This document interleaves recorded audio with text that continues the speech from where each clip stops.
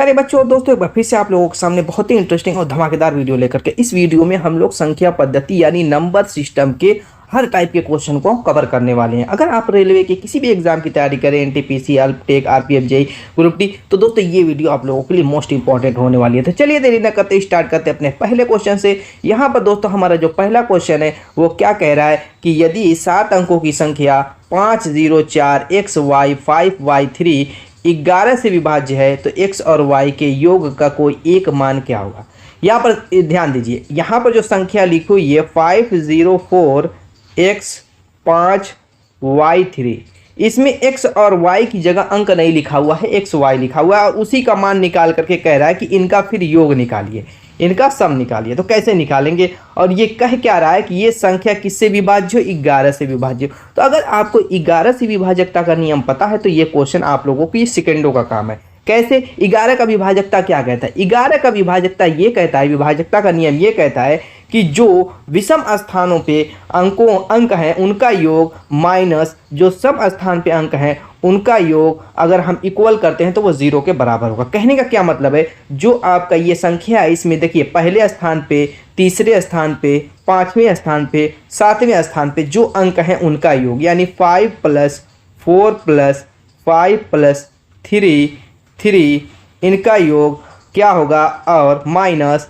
जो सम स्थान पे अंक हैं यानी 0 x एंड y, क्या 0 + x + y किसके बराबर होगा, 0 के बराबर होगा। ये क्या कह रहे हैं, 11 का विभाजकता का नियम कहता है। यहाँ से दोस्तों देखिए 1 से लेकर के अप्रॉक्स 19-20 तक विभाजकता का नियम अगर आप जान लेते हैं तो इस टाइप के क्वेश्चन को हवा हवाई की तरह सॉल्व कर लेंगे, कुछ भी टाइम नहीं लगेगी सेकंडों में। 10 से 15 से मैक्सिमम 20 सेकंड लग सकता है, उससे ज़्यादा नहीं लगेगा। अब यहाँ पर जोड़ लीजिए 5 × 5 = 10, 10 × 7 = 17 यहाँ पे हो गया, माइनस 0 जोड़ेंगे x + y आएगा। ठीक है, अब x + y उधर ले जाइए या 17 को उधर ले जाइए, बात बराबर है, यानी कि कितना हो जाएगा, x + y बराबर 17 आ गया। अब आप सोचेंगे हमें x और y का मान निकालना था, उसके बाद जोड़ना था, तो क्या जरूरत है, जब जुड़ा जुड़ाया मिल गया, पका पकाया खाना आपको मिल गया, तो फिर क्या जरूरत है उटांग पुटांग काम करने की, टाइम बर्बाद करने की। तो ये आपका आंसर हो जाएगा, क्योंकि यही कह रहा था। तो x और y के योग का कोई एक मान होगा, तो आपका कितना होगा, 17 होगा। Option C is the right answer. Next question देखते हैं। हमारा अगला क्वेश्चन देखिए क्या कह रहा है कि यदि 15 अंकों वाली संख्या 4 5 1 2 4 3 5 6 7 8 9 0 7 इस तरीके से बड़ी संख्या 15 अंकों की कह रहा है 9 से अगर विभाज्य है तो a का मान ज्ञात कीजिए।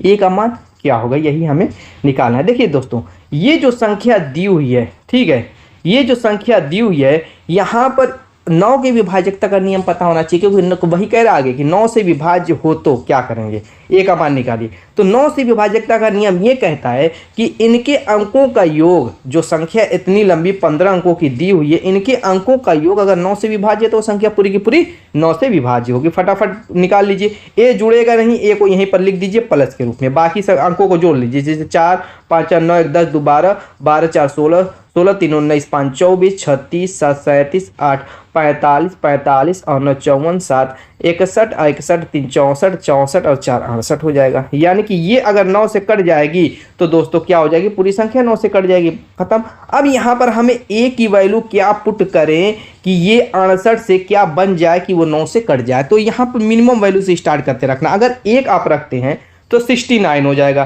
तो आपका 9 7 30 9 8 72 नहीं कटेगा। अगर a की वैल्यू जब तक आप 4 नहीं रखेंगे तब तक ये 68 72 नहीं बनेगा, और 72 ही ऐसा है कि जो कि 9 से कट रहा है। तो a की वैल्यू यहाँ पर इसी तरीके से ही आपको पुट करना है।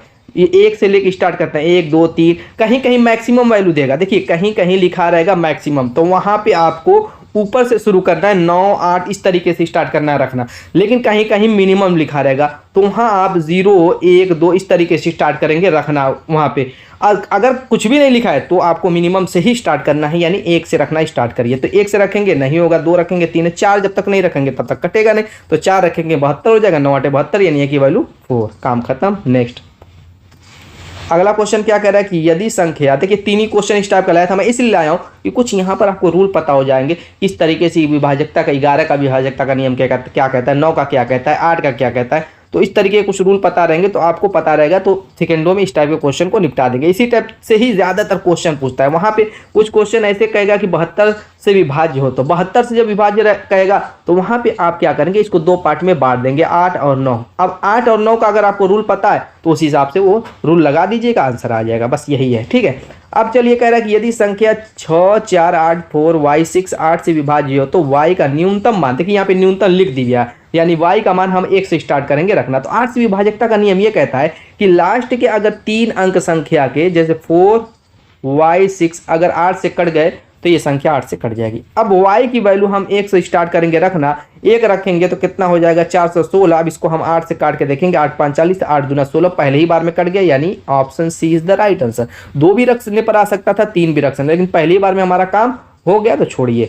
चलिए समझ में आ गया इतना रूट। चलिए अब चलते हैं दूसरे टाइप के क्वेश्चन पर। यहाँ पर हमारा अगला टाइप का क्वेश्चन क्या कह रहा है कि 250 से 1000 तक कितनी संख्याएं हैं जो 5, 6, 7 से पूर्ण रूप से विभाज्य हो जाए। देखिए 5 है, 6 है और 7 है, इनसे वही संख्या कटेंगी जो इनके एलसीएम से कटेंगी।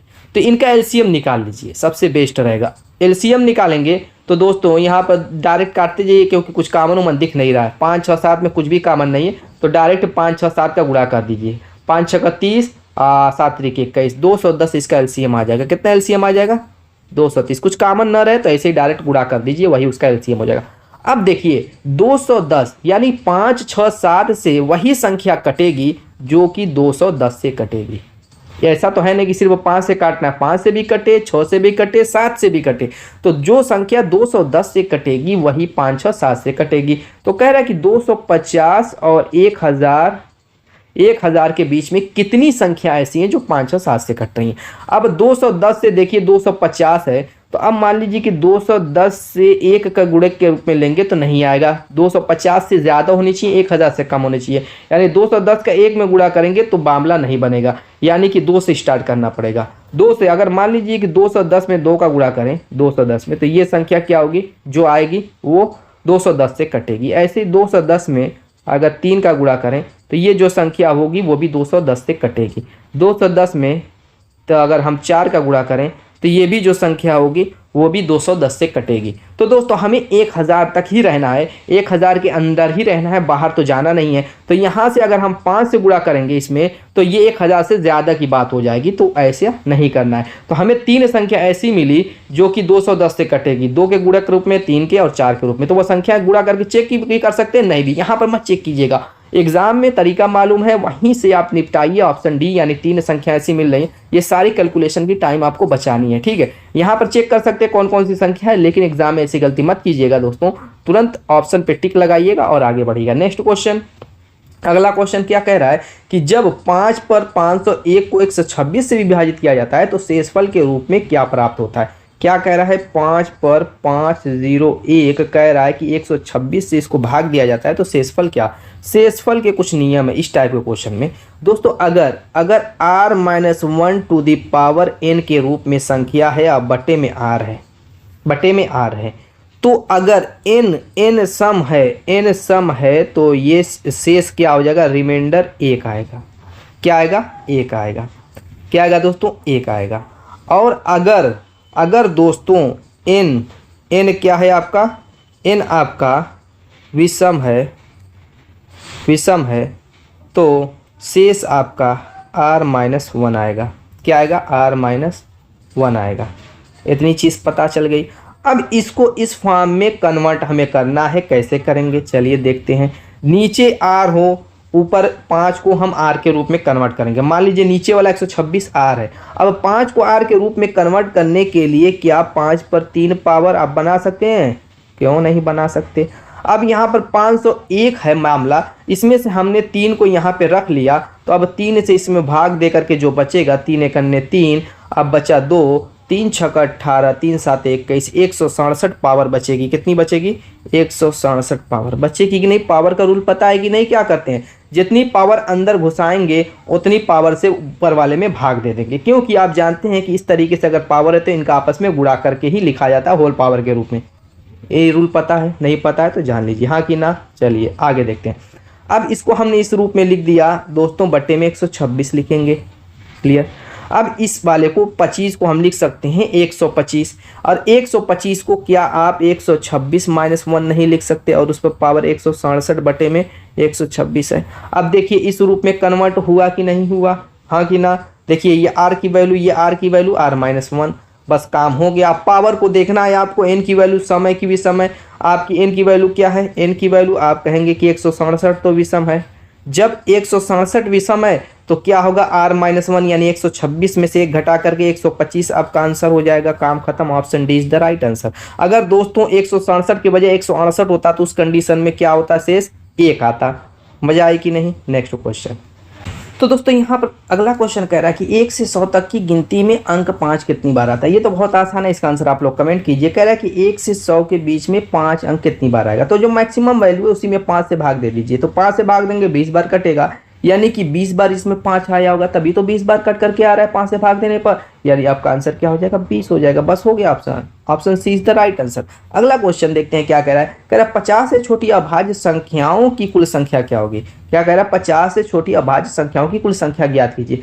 तो 1 से 50 तक, 50 से छोटी का मतलब 50 से मिनिमाइज यानी 1 तक जो आएंगे, यानी ऐसे उल्टा समझ करके पढ़ेंगे कि 1 से 50 तक, 50 से छोटी कह रहा है ना अभाज्य संख्या की कुल संख्या क्या है, तो यानी 1 से 50 तक जो अभाज्य संख्या है उनकी संख्या क्या होगी। तो इसका सीधा सा दिमाग में अपने बैठा लीजिए, 15 होता है। अगर 1 से 100 तक के बीच की कहें तो आप 25 कहेंगे, ठीक है 25 कहेंगे। ये आप दिमाग में अपने बैठा लीजिए, इसमें कुछ करने का। हाँ, अभाज्य संख्या आप जरूर जानिए होती क्या है। जैसे 2 हुआ, 3 हुआ, 5 हुआ, 7 हुआ, आपका 11 हुआ, 13 हुआ, 17 हुआ, 19 हुआ, इस तरीके से आपका 23 हुआ, 29 हुआ। ये सभी की सभी अभाज्य संख्या होती है जो खुद से कटी 1 से। जैसे 2 से कटेंगे, 1 से कटेंगे, 3 से कटेंगे, 1 से कटेंगे, 5 से कटेंगे, खुद से कटेंगे, 1 से कटेंगे। वे सभी संख्याएं अभाज्य संख्या प्राइम नंबर कहलाती हैं। तो वही 1 से 50 तक इस तरीके से आप लिखेंगे, जितनी भी अभाज्य संख्या, तो 15 निकलेंगी, 100 तक लिखेंगे तो 25 निकलेंगी। तो 50 तक ही पूछ रहा, तो option B is the right answer. अगला क्वेश्चन देखते हैं। हमारा अगला क्वेश्चन कह रहा है कि यदि प्रत्येक पैकेट में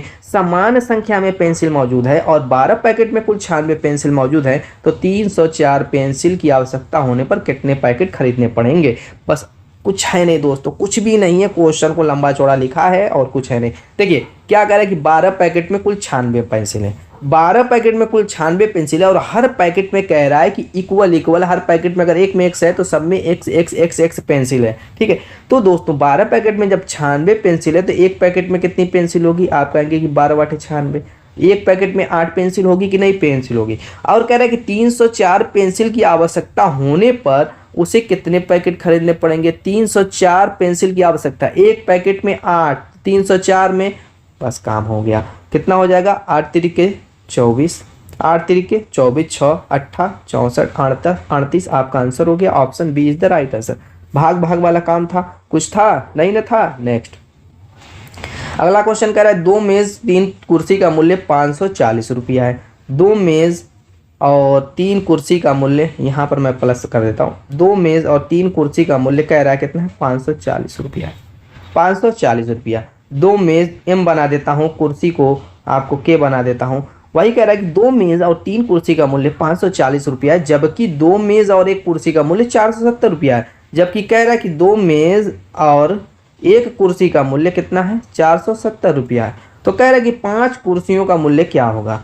5 कुर्सी का मूल्य पूछ रहा है। सिंपल सा तरीका है दोस्तों, हम घटा देते हैं, दोनों समीकरणों को घटा देते हैं। घटाएंगे, हमें मेज का काम नहीं है इसीलिए मैं घटा रहा हूँ ताकि ये खत्म हो जाए। यहाँ पर घटाएंगे, चिन्ह बदलेगा, यहाँ पर 2 कुर्सी का मूल्य कितना निकल जाएगा, 0, ये 14 हो गया, 7 70। 2 कुर्सी का मूल्य 70 रुपया, यानी 1 कुर्सी का मूल्य 35 रुपया।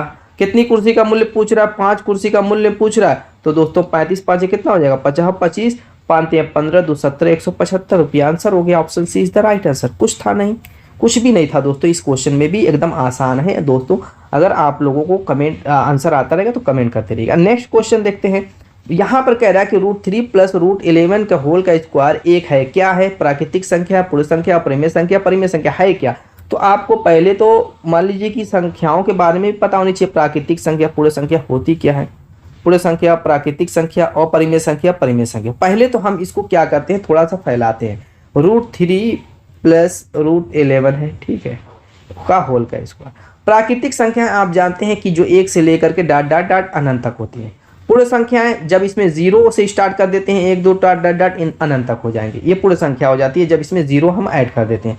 अपरिमेय संख्या है वो संख्या है जिनको हम p बटे q के रूप में नहीं व्यक्त कर सकते, वो अपरिमेय संख्या। परिमेय संख्या जिनको हम p बटे q के रूप में व्यक्त कर सके, जहां q नॉट इक्वल टू 0, वो क्या है, परिमेय संख्या होती है। बस यही सिंपल सा रूल है। अब इसको हमें देखना है क्या ये प्राकृतिक संख्या में आती है, पूर्ण संख्या में आती है, अपरिमेय आती है, परिमेय में, आखिर आती किस में है। तो चलिए फैलाते हैं। तो √3 का स्क्वायर जो a प्लस बी के होल का स्क्वायर का सूत्र याद नहीं है तो जान लीजिए पहली का वर्ग दूसरी का वर्ग धन दोनों संख्याओं का गुणनफल का दूना 2ab।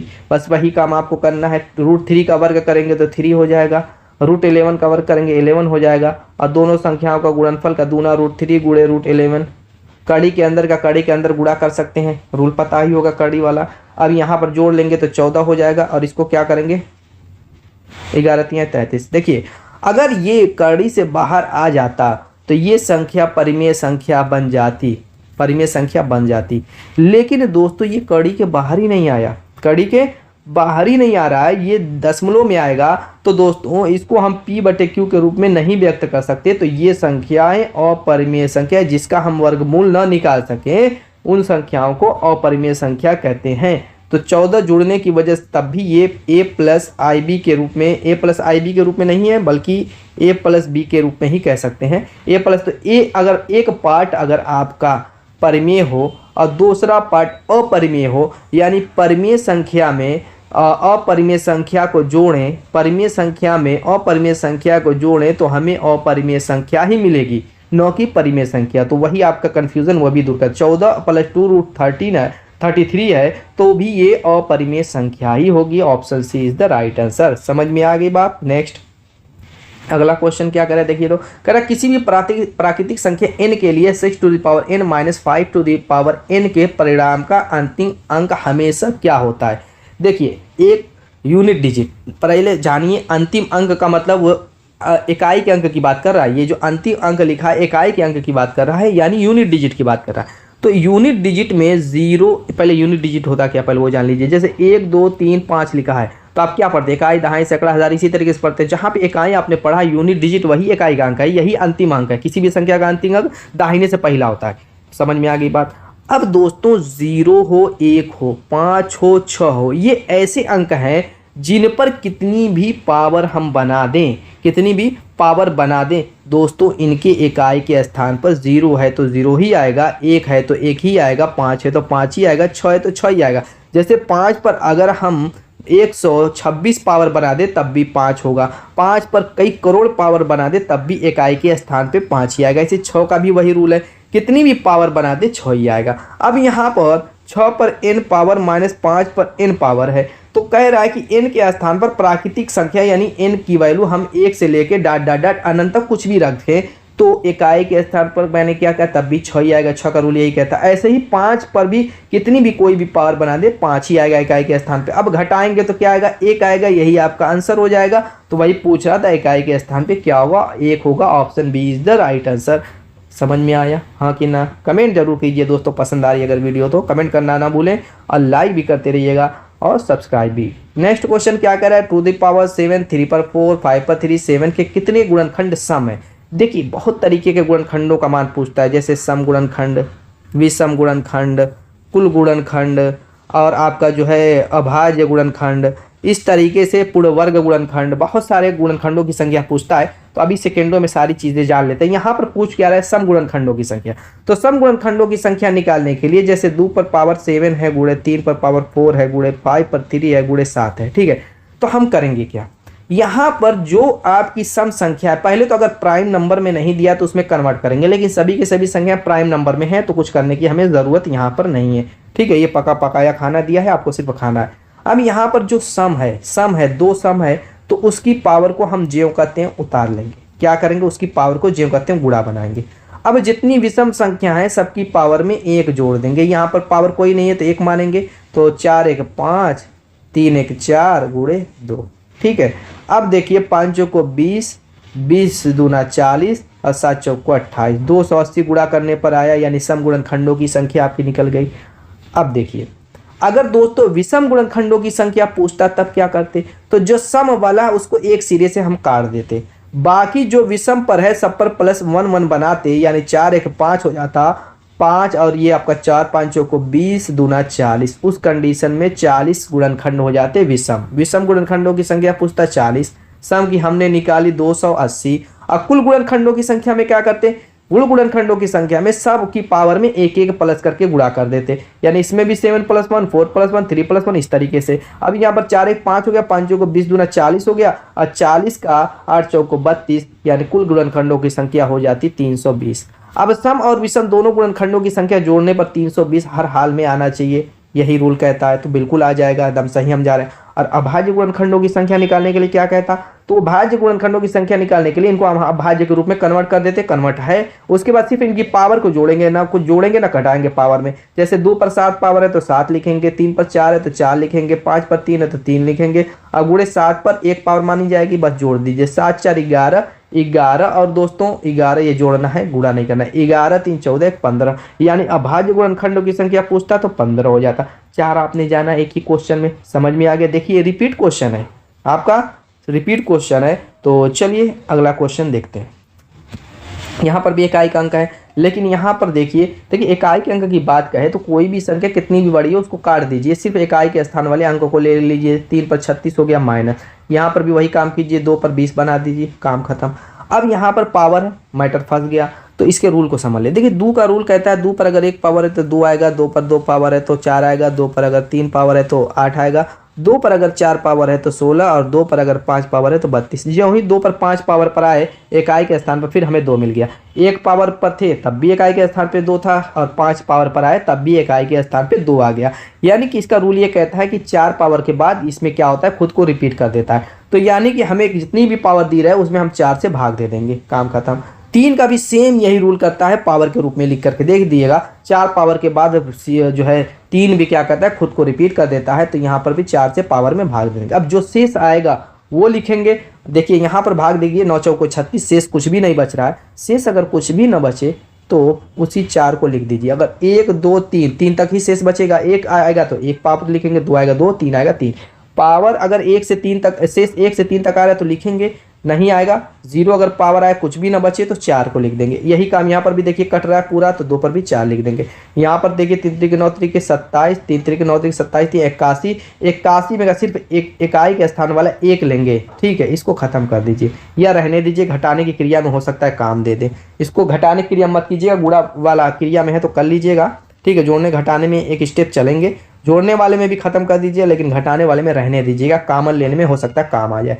माइनस 2 पर दोस्तों 4 पावर है तो 2 दूना के 4 दूना 8 दूना के 16 हो जाएगा। अब क्या करेंगे, हम घटाएंगे इकाई के स्थान वाले, इकाई के स्थान वाले। देखिए पावर लेना था, कॉमन लेना था, इसीलिए मैं यहाँ पे नहीं किया। तो घटाने वाले में मत कीजिएगा, पूरा लिख करके घटा लीजिएगा, उसके बाद इकाई का स्थान देख लीजिएगा। अब घटाएंगे 11 हो जाएगा, 5 आएगा, और ये आपका 7 बचेगा तो 6 आएगा, 65। इकाई के स्थान पे 5 आया, option C is the right answer. हो गया। नेक्स्ट अगला क्वेश्चन कह रहा है कि 5 1 6 3 7 2 में 6 के स्थानीय मान और आंकिक मान का अंतर ज्ञात कीजिए। देखिए जब भी स्थानीय मान की बात करें, देखिए 6 का स्थानीय मान पूछे, 3 का पूछे, जिसका भी स्थानीय मान पूछे सेम उसी स्थान पे उस 6 को उतार दीजिए। बाकी जो राइट साइड में जितने भी अंक हैं उसके स्थान पर उतना 0 डाल दीजिए। बस इतना करना है आपको। क्या करना है, इतना करना है। स्थानीय मान पूछे तो उसको उतार देना, जैसे 3 का पूछता तो 3 उतार करके उसके राइट साइड वाला 0 उतार देते स्थानीय मान। यही रूल है और कुछ है नहीं, बहुत आसान होता है ये क्वेश्चन। ये तो फ्री का नंबर मिल जाता है आपको। उसके बाद कह रहा है कि 6 के स्थानीय मान और आंकिक मान का अंतर क्या होगा। अब 6 का जो आंकिक मान है दोस्तों, 6 का आंकिक मान 6 ही होता है। ऐसा तो कोई बात है नहीं कि कोई चर राशि है कि मान बदलता रहेगा, और चर राशियाँ होती हैं तो ये जो है 6 का आंकिक मान 6 ही होगा। तो घटा दीजिए, इन्हीं का अंतर पूछ रहा है, घटा दीजिए तो कितना हो जाएगा आपका 5994। ये आपका आंसर हो गया, option D is the right answer. Next, निम्नलिखित में से कौन सी भिन्न सबसे छोटी है। देखिए भिन्न की छोटी और बड़ी का चेक करने का बहुत सारा तरीका होता है। अगर दोस्तों जैसे मान लीजिए कि 7 बटे में आपका कितना है, 6 है, 11 बटे में 10 है, 9 बटे में 8 है, यानी इनके अंश और हर का अंतर 1 है। अंश और हर का अंतर अगर 1 है, ऐसी कंडीशन बन रही है, तो इसमें अगर पूछता कि सबसे बड़ी संख्या है सबसे छोटी संख्या कौन सी है, इनके अंश और हर का अंतर सब में एक रहे, जितने भी भिन्न है सब में एक रहे, तो दोस्तों जिसका अंश बड़ा होता वो भिन्न बड़ा हो जाता और जिसका अंश छोटा होता वो भिन्न छोटा हो जाता। यहाँ पे छोटा बड़ा, लेकिन अगर ऐसी कंडीशन ना बने कि जिसके अंश और हर का अंतर एक ना है, जैसे यहाँ पर 7 8 1 आ गया लेकिन यहाँ पे ना है। और एक कंडीशन और है कि इसमें जो होना चाहिए अंश बड़ा होना चाहिए हर से, जैसे 9 8 से बड़ा है, 11 से बड़ा, 10 से बड़ा 11, यानी ऊपर का हिस्सा अंश वाला बड़ा हो, नीचे वाला हिस्सा छोटा हो, ये भी कंडीशन है इसमें। अगर यही उल्टा हो जाएगा तो हमें फिर उल्टा सोचना पड़ेगा, यानी यही अगर संख्याएं पलट जाए 10/11 8/9 6/7 हो जाए, यानी नीचे का क्या हो जाए दोस्तों छोटा हो जाए, ऊपर का नीचे का बड़ा हो जाए, ऊपर का छोटा हो जाए, तो जो छोटी रहेगी वो बड़ी हो जाएगी, जो बड़ी रहेगी छोटी हो जाएगी, बस उल्टा सोच लेना, कुछ नहीं। लेकिन यहाँ पर इनका अंतर, जैसे यहाँ पर तो 1 आ गया लेकिन यहाँ पर 7 3 10 आ गया, तो इसको हम दूसरे तरीके से सोल्व करेंगे। इसमें दो को उठाएंगे, जैसे ए और बी को पहले उठा लेते हैं। क्या करते हैं, ए और बी को क्रॉस मल्टीपल वाला रूल लगा देंगे। जब इनका अंश और हर बराबर ना आए, इक्वल ना आए, उस कंडीशन में हम क्या करेंगे, क्रॉस मल्टीपल, यानी इसका गुणा करेंगे इसके ऊपर, इसका गुणा करेंगे 7 वाड़े 56 इसके ऊपर।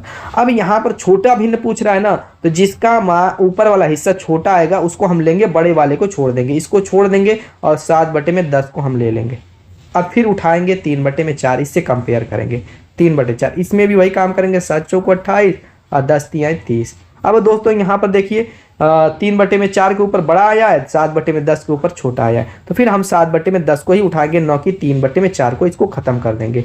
7/10 को हमें, क्योंकि हमें छोटा भिन्न ढूंढना है ना, तो बड़े वाले को छोड़ते जाएंगे और छोटे वाले को उठाते जाएंगे। अब 5/7 से कंपेयर कर लेते हैं, 5/7 से करेंगे तो 7 7 49 और 10 5 50, 7/10 ही सबसे छोटा है। Option B is the right answer. Clear हो गई बात। नेक्स्ट यहाँ पर कह रहा है निम्नलिखित अनुपातों को घटते क्रम में लगाए, कौन सी संख्या आखिरी होगी घटते हुए क्रम में। जैसे 11/14 है, 11 संबंधित 14 को क्या 11/14 हम नहीं लिख सकते, बिल्कुल लिख सकते हैं। ऐसे ही क्या इसको 17/21 नहीं लिख सकते, 17 संबंधित किसको बिल्कुल लिख सकते हैं।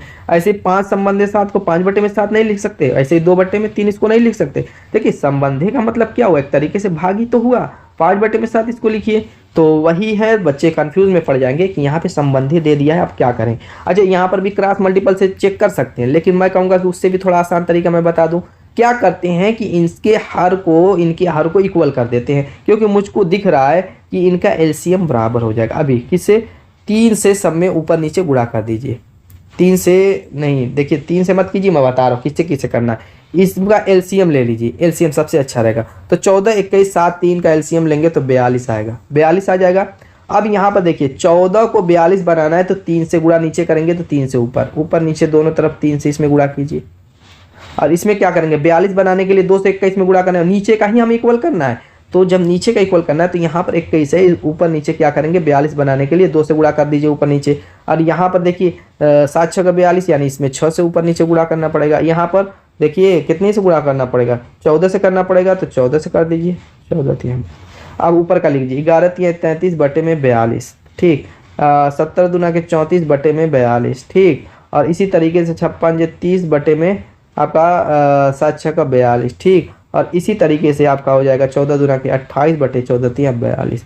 अब जिसका अंश बड़ा होगा दोस्तों ऑटोमेटिकली वो संख्या बड़ी हो जाएगी, उसमें तो कुछ सोचना है ही नहीं, जिसका अंश बड़ा वो संख्या बड़ी। यानी कि इसको क्या कह रहा है, घटते हुए क्रम में लिखने के लिए कह रहा है, तो 34/42 सबसे बड़ा है, और 34/42 किसका मान है, आप कहेंगे कि 17/21, यानी 17 संबंधी 21 का, ठीक है। अब ये ग्रेटर है, किससे ग्रेटर, उसके बाद 33/42 यानी कि 11 संबंधित 14 का, ठीक है। उसके बाद ये किससे बड़ा हो जाएगा, उसके बाद 30/42 किसका मान है, 5 संबंधित 7 का, इस ग्रेटर। और उसके बाद 2 संबंधित 3 हो जाएगा। तो सबसे छोटा पूछ रहा था, आखिरी में कौन आएगा, तो 2 संबंधित 3 आएगा। ऑप्शन देखिए कौन सा है, option C is the right answer. बात क्लियर हो गई, हाँ या ना, समझ में आया, कोई दिक्कत यहाँ पर हुई, कोई परेशानी नहीं हुई होगी। तो बहुत सारे रूल होते हैं दोस्तों छोटी बड़ी संख्याओं को चुनने का, जैसे जहाँ पर दोस्तों रूल लग जाए उस हिसाब से आप लगाइए, जहाँ दिखे कि ये सबसे आसान तरीका है इस क्वेश्चन को सॉल्व करने का, क्योंकि हमें टाइम बचाना है, ज़्यादा से ज़्यादा टाइम बचाएंगे उतना ही ज़्यादा आपकी रैंक अच्छी आएगी, और ज़्यादा टाइम लेंगे तो दोस्तों बहुत ज़्यादा पिछड़ जाएंगे। नेक्स्ट क्वेश्चन हमारा देखिए क्या कह रहा है कि यदि 0.372 पर बार बराबर x/y है, जहां x और y सहभाज्य संख्याएं हैं, तो x + y का मान ज्ञात कीजिए। चलिए देखते हैं क्या कह रहा है। 0.372 पर बार, इसको भिन्न में बदलना है तो बहुत आसान है, कुछ है ही नहीं इसमें। इसको पहले भिन्न में चेंज कर दीजिए x बटे में y के रूप में। तो यहाँ पर ये वैल्यू है x बटे में y, इसके बराबर है, तो ये सब अभाज्य संख्याएं। तो पहले इसको बदलिए, इसको पहले हम बदल लेते हैं, देखते हैं 3 7 2। देखिए जब भी बार वाली संख्याओं को भिन्न में चेंज करना रहे तो क्या रूल कहता है, इनको ज्यों का त्यों वैसे ही लिख दीजिए जितना है, और उसमें से माइनस कर दीजिए जिस पे बार नहीं है, 3 माइनस कर दीजिए, बटा बनाइए बड़ा सा। और दोस्तों जितने अंक पे बार है, 72 में 2 अंक है तो 2 ठो 9 बनाइए, और जिस पे अंक पे जितने अंक पे बार नहीं है उतना 0 बना दीजिए। जैसे 2 अंक पे बार, 72 में 2 अंक था उस पे बार नहीं था तो हमने 2 9 बनाया। 72 पे बार था तो उसके बदले हमने 2 9 बनाया क्योंकि उसमें 2 अंक थे, और 3 पे बार नहीं है तो 1 अंक है तो एक 0 हमने बना दिया। बात समझ में आ गई। 372 को लिखेंगे, माइनस जिस पे बार नहीं घटा लेंगे और बटे में ये काम कर लेंगे। अब दोस्तों ये है x बटे में y के बराबर। चलिए देखते हैं, यहाँ से ऊपर नीचे काट लेते हैं। काटने का मतलब पहले घटा लीजिए तो कितना हो जाएगा, 369 बटे में 990। 369 बटे में 990। देखिए किसी से कट रहा है क्या, 3 से काटिए, 3 3 दूना के 6, 3 3 के 9, और ये 3 से कटेगा 3 3 0। अब 3 से अभी भी कट रहा है, 3 चौक को 12, और ये आपका कितना हो जाएगा, 3 एक 3। अब बटे में 3 से काटेंगे 110, और ये बराबर है x बटे में y के। अब यहाँ पर x प्लस वाई का मान पूछ रहा है, x का मान 41, y का मान 110। कंपेयर कर लीजिए और x प्लस वाई दोनों को जोड़ लीजिए तो दोस्तों 151 ये आपका आंसर हो जाएगा। चलिए देखते हैं कहाँ है, option C is the right answer. समझ में आ गई। सहअभाज्य संख्या दोस्तों क्या कह रहा था, सहअभाज्य संख्या का यहाँ पर कंडीशन इसलिए लगा दिया। देखिए क्यों लगाया, सहअभाज्य संख्याओं का कंडीशन यहाँ पे इसलिए लगाया क्योंकि हमें काट छाड़ के 41 बटे में 110 को जोड़ना था। ये कट कटा करके जो प्राइम नंबर में चेंज हो जाएगी उस रूप में, प्राइम नंबर में नहीं बल्कि एक दूसरे से ये कटेंगी नहीं, सहअभाज्य संख्या एक दूसरे से अब कटेंगी नहीं, ठीक है।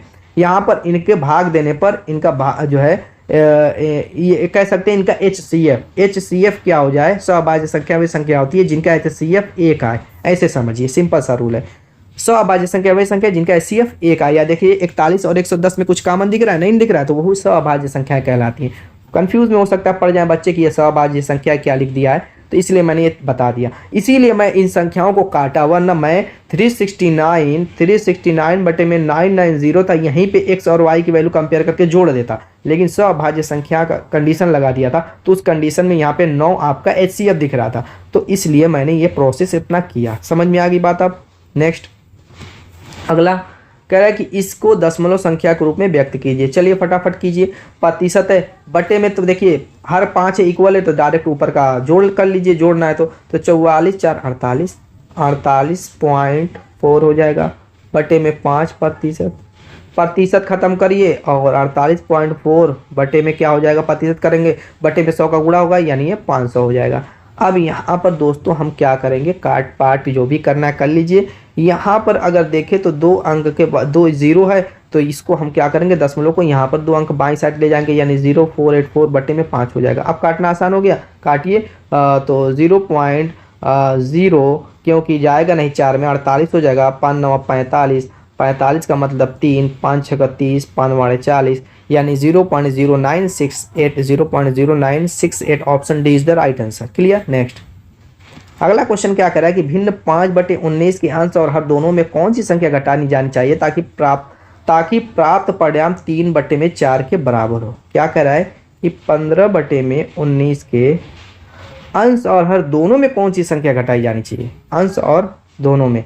तो मान लेते हैं कि दोनों में मैं x को घटा देता हूँ जिससे परिणाम क्या हो जाए, 3 बटे में 4 के बराबर हो जाए। काम खत्म। x का मान निकाल लीजिए, x का मान निकाल लीजिए तो तिरिया गुणा कर देते हैं। इसका गुणा करेंगे तो 15 चौक को 60 माइनस 4x हो जाएगा। इसका 19 3 57 माइनस 3x हो जाएगा। अब यहाँ पर इसको इधर ले जाइए, इसको इधर ले जाइए यानी कि x बराबर क्या हो जाएगा, 3 आएगा। ये आपका आंसर हो जाएगा। Option D is the right answer. अगला क्वेश्चन देखते हैं। यहाँ पर अगला क्वेश्चन कह रहा है कि 200 ग्राम 1 किलोग्राम के कितने भाग होता है।